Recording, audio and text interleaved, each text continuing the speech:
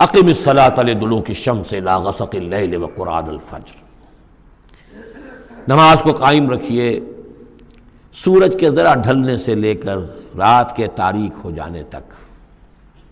یہ اصل میں 5 وقتہ نماز کا اب نظام یہاں آ رہا ہے، اس طریقے سے نہیں دیا گیا لیکن اب نظام بتا دیا گیا ہے۔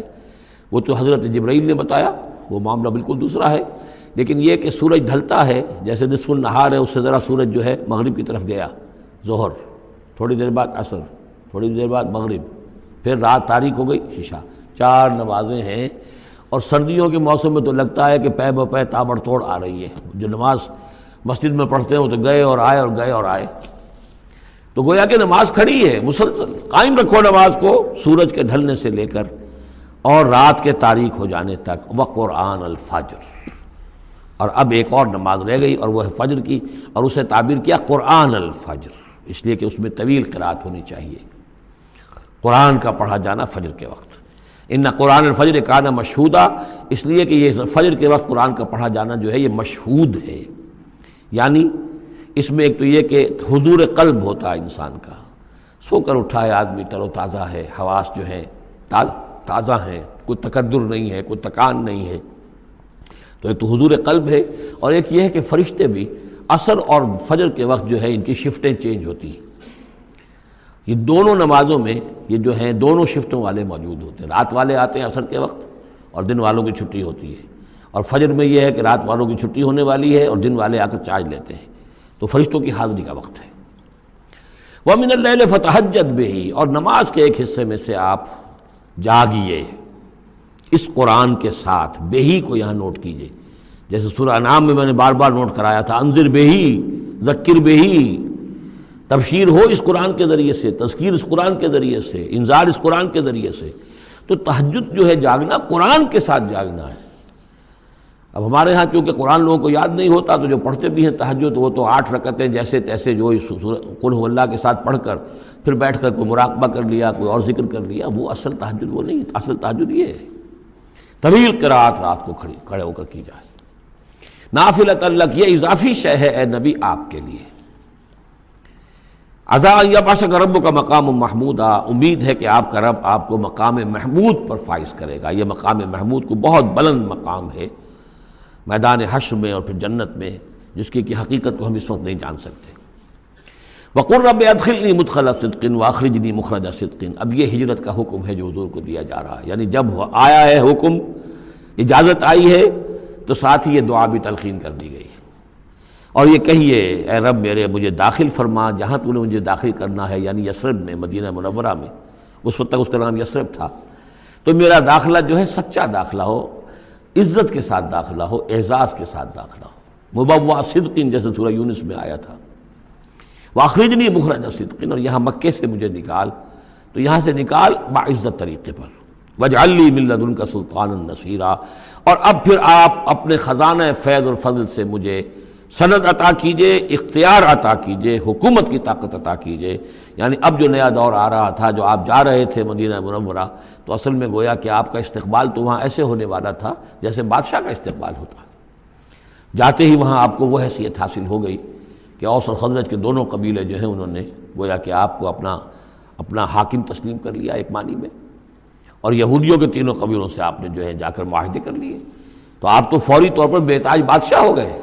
اسی کی دعا تلقین کی جا رہی ہے، اللہ تعالیٰ نے جو چیز دینی تھی ایک دعا کی شکل میں گویا کہ محمد رسول اللہ صلی اللہ علیہ وسلم کو تلقین فرما دیا۔ وَقُلْ رَبِّ أَدْخِلْنِي مُدْخَلَ صِدْقٍ وَأَخْرِجْنِي مُخْرَجَ صِدْقٍ وَاجْعَل لِّي مِن لَّدُنكَ سُلْطَانًا نَصِيرًا۔ وَقُلْ جَاءَ الْحَقُّ وَزَهَقَ الْبَاطِلُ، اور کہہ دیجئے حق آ گیا باطل گیا۔ اگرچہ حق کے آنے میں باطل کے جانے میں ابھی بظاہر تو چند سال ہیں، ابھی 8 سال کے بعد مکہ فتح ہوگا، لیکن یہ کہ عالم امر میں تو فیصلہ ہو چکا اللہ تعالیٰ کے ہاں، تو اس کے لیے جو بھی ہے ٹائم ٹیبل معین ہے۔ قل جاء الحق وزهق الباطل ان الباطل کان زہوقا، یقیناً باطل جو ہے وہ تو ہے ہی بھاگ جانے والی شے، اس کے لیے کوئی صبر اور ثبات ہے ہی نہیں۔ وَنُنَزِّلُ مِنَ الْقُرْآنِ مَا هُوَ شِفَاءٌ وَرَحْمَةٌ لِّلْمُؤْمِنِينَ، اور ہم اس قرآن میں سے دیکھیے کتنی مرتبہ قرآن کا ذکر آ رہا ہے، سب سے زیادہ کثرت کے ساتھ قرآن مجید میں اگر اوسط لگائیں گے تو اس ایوریج کے ساتھ قرآن کا ذکر خود قرآن کی کسی صورت میں اتنا موجود نہیں ہے جتنا کہ سورہ بنی اسرائیل میں ہے۔ اور ہم اس قرآن میں وہ چیز نازل فرما رہے ہیں ما ہوا شفاء و رحمت للمؤمنین، جو شفا ہے اور رحمت ہے اہل ایمان کے حق میں۔ سورہ یونس کی 2 آیتیں پھر ذہن میں لے آئیے، یا ایھا الناس قد جاءتکم موعظۃ من ربکم وشفاء لما فی الصدور وہدی ورحمۃ للمؤمنین۔ وہی بات یہاں ہے، یہ شفا ہے، سینے کے روگ، کفر، شرک، تکبر، حسد، حب مال، حب جاہ، حب اولاد، حب دنیا، یہ تمام محبتیں جو ہیں ان کی جڑ کاٹ دینے والی شے۔ ننزل من القرآن ما هو شفاء ورحمۃ للمؤمنین ولا یزید الظالمین الا خسارا، لیکن یہ ظالموں کو نہیں اضافہ کرتا ظالموں کے لیے مگر خسارے کا۔ یضل بہ کثیرا ویہدی بہ کثیرا۔ وَإِذَا أَنْعَمْنَا عَلَى الْإِنسَانِ أَعْرَضَ وَنَأَىٰ بِجَانِبِهِ، اور جب ہم انسان کے اوپر اپنی نعمتوں کی بارش کرتے ہیں تو اب وہ اکڑنے لگتا ہے، اعراض کر جاتا ہے، ہمیں بھول جاتا ہے اور ایک طرف کو کرنی کترا جاتا ہے۔ وَإِذَا مَسَّهُ الشَّرُّ كَانَ يَئُوسًا، جب کوئی تکلیف آ پڑتی ہے تو مایوس ہو کر رہ جاتا ہے، ہمت ٹوٹ جاتی ہے۔ قُلْ كُلٌّ يَعْمَلُ عَلَىٰ شَاكِلَتِهِ، اے نبی کہہ دیجئے ہر شخص اپنے شاکلہ کے مطابق عمل کر رہا ہے۔ یہ شاکلہ کیا ہے؟ اس سے پہلے میں شاید بیان کر چکا ہوں، لا یکلف اللہ نفسا الا وسعہا کے ذیل میں، کہ اللہ تعالیٰ نے ہر انسان کی ایک شخصیت کے کچھ حدود ہیں جو معین کی ہوئی ہیں، ان حدود سے وہ تجاوز نہیں کر سکتا، اس کا سارا امتحان انہی حدود کے اندر ہے۔ جو جینز مجھے ملے ہیں، جو جینز آپ کو ملے ہیں، ظاہر بات ہے میرا چوائس نہیں ہے، they are given for me, آپ کے لیے بھی گیون ہے۔ ان میں کیا صلاحیتیں ہیں، کون سی چیز زیادہ ہے کون سی کم ہے، اللہ جانتا۔ پھر یہ کہ جس ماحول میں مجھے پیدا کیا، جس میں آپ کو پیدا کیا، جو حالات میرے تھے جو آپ کے تھے وہ بھی اللہ تعالیٰ کی طرف سے دیے ہوئے تھے۔ ان دونوں چیزوں سے جو شے وجود میں آتی ہے وہ شاکلہ ہے، وہ پیٹرن ہے۔ جیسے کہ آپ کو کوئی دھات جس سے کوئی شے ڈھال کر بنانی ہے تو پہلے اس کا سانچہ بناتے ہیں، اس سانچے میں پھر اس دھات کو اس کو میلٹ کر کے جب اس کو پگھلا کر ڈالتے ہیں تو اسی کی شکل اختیار کر لیتی ہے۔ تو یہ پیٹرن ہے۔ اب اس کے اندر آدمی نیکی کے لیے، بدی کے لیے، جو بھی کرتا ہے، بھلائی کے لیے، اچھائی، اس پیٹرن کے اندر اندر کرے گا، اس سے آگے نہیں جا سکتا، جس کو آپ انگریزی میں کہتے ہیں one can not outgrow his skin. کتنا ہی آپ پھیل جائیں، موٹے ہو جائیں، وہ کھال اور پھیل جائے گی، کھال سے باہر تو نہیں نکل سکیں گے، کتنے ہی آپ فرما ہو جائیں۔ تو یہ شاکلہ ہے، اس شاکلہ کے اندر اندر آپ کو کام کرنا ہے۔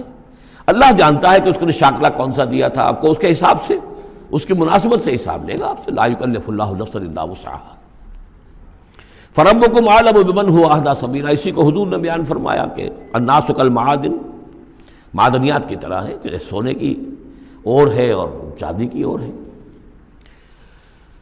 تو تیرا رب خوب جانتا ہے کہ کون ہے وہ کہ جو زیادہ ہدایت پر ہے، راستے پر، راستے کے اعتبار سے۔